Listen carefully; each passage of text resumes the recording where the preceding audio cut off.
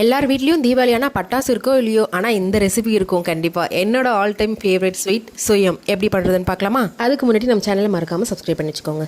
First ஒரு cup கடலைப்பருப்பு எடுத்துகிட்டு நல்லா வாஷ் பண்ணி எடுத்து வச்சுக்கோங்க. எடுத்து வச்சுட்டு தண்ணி ஊற்றி ஒரு 2 மணி நேரம் நல்லா ஊறட்டும். ஊறினதுக்கப்புறம் குக்கரில் போட்டு ஒரு 2லேருந்து 3 விசில் வச்சு எடுத்துக்கலாம். அடுத்து தேங்காய் நீங்கள் துருவி ஆட் பண்ணுறதுனா ஆட் பண்ணிக்கலாம், இல்லைனா குட்டி குட்டியாக சாப் பண்ணிவிட்டு அது கூட 2 ஃப்ளேவருக்காக 2 ஏலக்காய் போட்டு நல்லா பல்ஸ் மோடில் கிரைண்ட் பண்ணி எடுத்துக்கோங்க. இப்போ பார்த்தீங்கன்னா கடலைப்பருப்பு நல்லா வெந்ததுக்கப்புறமா ஒரு மேஷர் வச்சு நம்ம இந்தமாதிரி நல்லா மசிச்சு விட்டுக்கலாம். அதுக்கப்புறம் ஒரு வானலில் கொஞ்சமாக நெய் ஆட் பண்ணிவிட்டு தேங்காவை ஆட் பண்ணி நல்லா வறுத்துக்கலாம். வறுத்ததுக்கப்புறமா மசிச்சு வச்ச கடலைப்பருப்பையும் அதில் போட்டு நல்லா மிக்ஸ் பண்ணி விட்டுக்கலாம். மிக்ஸ் பண்ணி விட்டுட்டு கொஞ்சம் தண்ணி ஆகிற மாதிரி இருக்கும். தண்ணி நல்லா ட்ரை ஆகிற வரைக்கும் நல்லா மிக்ஸ் பண்ணி விட்டுக்கணும்.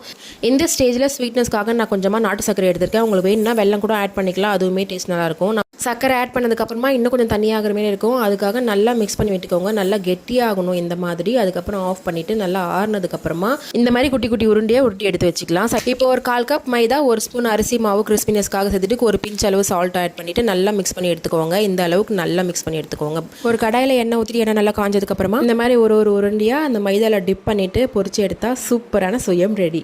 ஈவினிங் ஸ்நாக்ஸாக இதை செஞ்சு கொடுத்து சாப்பிட்டு பாருங்கள், சொர்க்கமாக இருக்கும். கண்டிப்பாக வீட்டில் ட்ரை பண்ணி பார்த்துட்டே அப்படின்னு சொல்லுங்கள். அண்ட் உங்களோட ஆல் டைம் ஃபேவரட் ஸ்வீட் எதுன்னு கமெண்ட் பாக்ஸில் கமெண்ட் பண்ணுங்கள். அந்த சேனலை மறக்காமல் சப்ஸ்கிரைப் பண்ணுங்கள். நெக்ஸ்ட் ஒரு வீடியோவில் பார்க்கலாம்.